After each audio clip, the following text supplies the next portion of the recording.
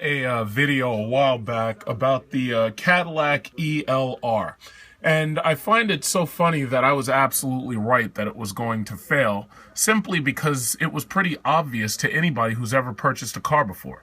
The problem with this car is that, optioned out, this car costs $82,000. Now, it could be a little bit more depending upon if you get more options, like it could go up to $85,000. But the main problem with this car was really not the price. All other things being equal, the problem with the Cadillac ELR is the fact that it was a two-door rather than a four-door sedan.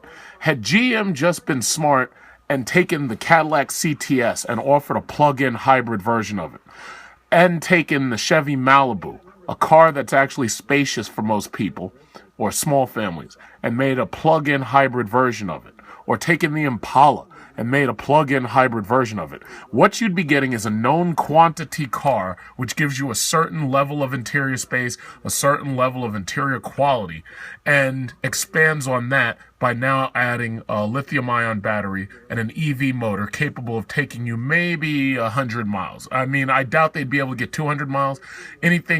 100 miles would be fair. I mean, you really think about it. Most people do not commute 100 miles to and from work on a daily basis. But ultimately, the problem that EV face, or electric vehicles, the problem that they face is range anxiety. The Chevrolet Volt, I was really excited about it in the very beginning. The problem is it's a compact car. The Chevy Volt is tighter inside, back seat and front seat, than a car like the Chevy Malibu. The new Cadillac CTS is such a large car that the Cadillac CTS is bigger than the Cadillac STS that I had bought my mother a couple years back. The Cadillac CTS would have been a perfect plug-in hybrid. The second problem besides range anxiety is obviously the space. If you can't get 4 full-sized adults, and by full-size I'm talking about 6-foot-tall men, if you can't get 4 of them in one of these cars, you're going to run the risk that it can't fit a full-size family. Because when you really think about it, families nowadays, you're dealing with big child seats because everybody's afraid for their kid's life. So they have these big Recaro child seats with these big pads and this, that, and other. Space is always an issue. Then on top of that, if you wanted to go on a road trip, you got to worry about luggage and this, that, and other. So my thing is, the bigger and more spacious the car, the better it will do when you try to sell these gimmicky electric vehicles. The Tesla Model S is a big car. That's the reason why the Tesla Model S has done so well. It's literally the size of a Dodge Magnum, has a hatchback. It's very similar to the Audi RS, but it uses no fuel. It's dead silent when you consider it's only got electric motors and you ignore the tire and road noise. But the interior of the Tesla Model S in no way justifies its price. At $135,000, the Tesla Model S P85D it's too much. I mean, when you compare a Tesla Model S P85D to a Mercedes S-Class that starts at $100,000, and you can get 4MATIC, or let's take it even lower. If you compare a P85D to a four-wheel drive Mercedes C-Class for 2015, the C-Class has an interior so good until it makes you wonder, well, why is it that Tesla hasn't refreshed their car yet? Anybody who buys a P85 or P85D right now is basically, you know, you're going to get to drive around in a Tesla. You're going to get to drive around and say you don't pay for gas. The simple fact of the matter is you just spent $100,000 for a car that has an interior that's not even as good as a Chevy Malibu. On top of that, if you got the P85D just so you could have the all-wheel drive, you spent $135,000 on a car that's not as good as a Mercedes S-Class. You could have bought a Mercedes S-Class with 4MATIC and saved about $25,000, and you could have used that $25,000. But the problem is these things are gimmicks and they're fads for people who I refer to as liberal greeners. Now, I'm not saying I want to destroy the earth because I drive 6.4 liter Hemis. No. What I'm saying is that electric vehicles will not catch on so long as they're not spacious and so long as the prices are ridiculous. Who in their right mind would spend $100,000 or even $70,000. Let's not even talk about a performance Model S. Who would spend $70,000 to save money on fuel when there are cars the same size that cost much less? I just don't know. But the simple fact is, what you're dealing with is a mentality. The reason why people, in my opinion, and this is my hypothesis, the reason why people are willing to spend top dollar, especially top dollar on used luxury cars, is because no matter how good your house looks, when you're on the road and you're driving a car, what you're doing is you're projecting your mentality on others. Not only are you projecting your mentality on others, you're projecting your badge whore mentality on others. Anybody who pays $100,000 or $90,000 or whatever it is for one of these Cadillacs is basically saying, not only do I have more money than you, but I'm showing you that this is better than what you got because all the money that I had, I chose to buy this. Mercedes, BMW, Audi, all of them are for badge whores. All of them. They're Me Too cars for rich people. They're like saying, yeah, you know what? I got all this money, but I drive a Mercedes because Mercedes is better than BMW. It's the same exact mentality, and we all suffer from it. It's the same exact mentality with iPhone and Android. iPhone is better. I don't give a shit what you say. iPhone is better. It's a more coherent system, for one, and it's a better tested system.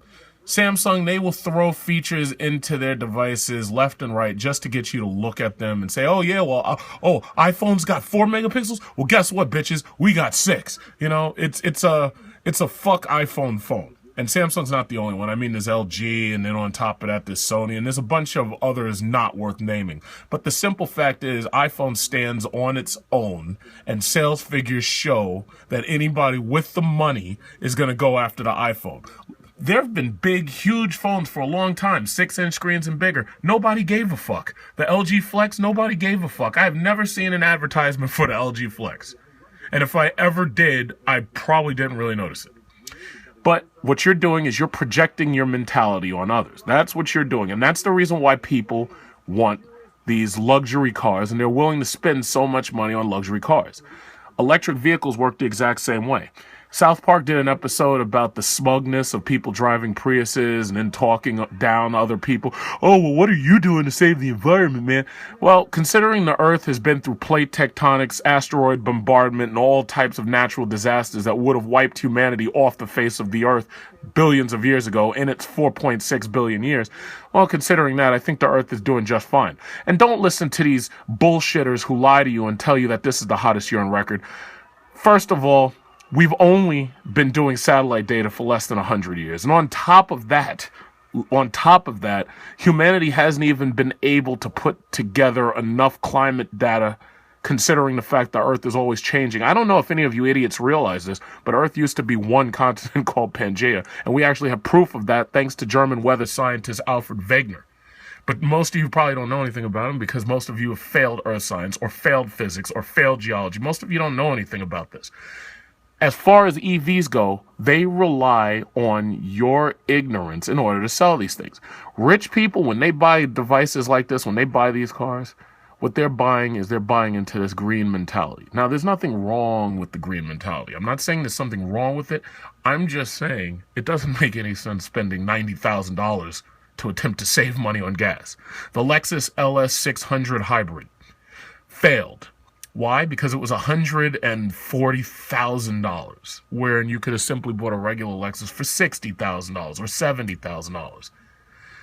I understand that this is a market where they're trying to build new products. I understand that this market is really based on supply and demand. It's also based on survival of the fittest.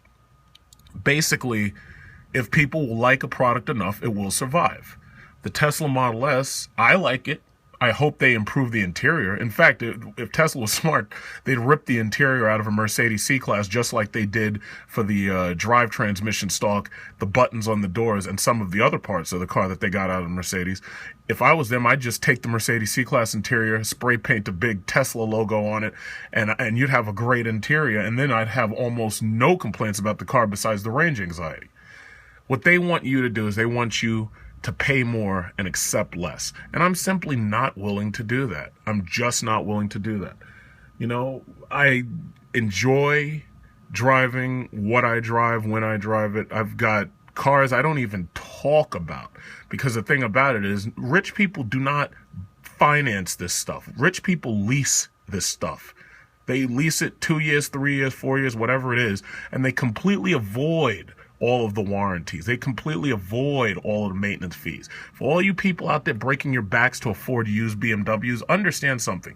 The rich people who go out and pay top dollar for these things, when it comes time for that car to have its tune-up that's going to cost close to $8,000 or whatever, they're going to completely avoid that, because they're going to pass it off and you're going to be the one that buys it. It's a game. If you take a look at Forbes, they talk about what rich people actually drive. Rich people aren't driving Lamborghinis and shit back and forth all day. Those are very, very few. Most rich people are driving regular cars. Toyota Camrys, Honda Chrysler 300s, Dodge Chargers, and Forbes actually tells you the best-selling luxury sedan is the Mercedes E350. It's not a Tesla Model S. It's not a Mercedes plug-in hybrid. It's not a Mercedes Blue Tech. It's the E350. The regular old, plain old V6 E350. That's what it is. Go look on Forbes. You can look it up yourself. Just type it in, what do rich people drive? Forbes, and it'll come right up. There's a lot of things that a lot of people do not understand about this market. And I see it very clearly. If these companies want to do better and they want to build EVs that people actually like and people actually can afford to buy, they need to do a couple of things. They need to make these cars spacious.